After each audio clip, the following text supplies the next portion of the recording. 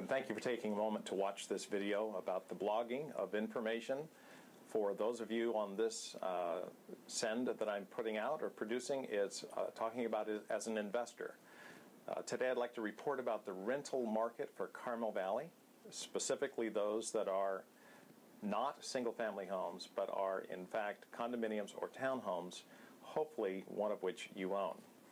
The information that I put together is for the last year, ending at about the third week of June 2012, and it goes back one full year through the multiple listings system. So bear in mind those that were privately rented or those that were rented through corporations or real estate trusts are not going to be discussed in this analysis. So for those of you that are investors here in Carmel Valley, good news, there are about 26 complexes that are named townhomes or condominiums here in Carmel Valley. There are at least 7 real estate owned or corporately owned complexes that compete with you, typically with more than 500 units each, and they're all vying for the same tenant. Last year through the MLS, we controlled or helped facilitated 149 leases. Of those 149 leases for for condominiums or townhomes, we had 25 of those were 1 bedroom and 1 bath. Rental income on average was $2.07 per square foot.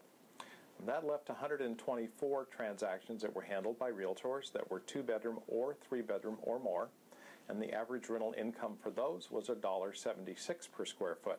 So check what you own, see how many square feet you have, and then multiply times that average factor, and that'll give you an average of what fair market rent might be for your property. Of course, location, condition, age, and all other factors have to be considered.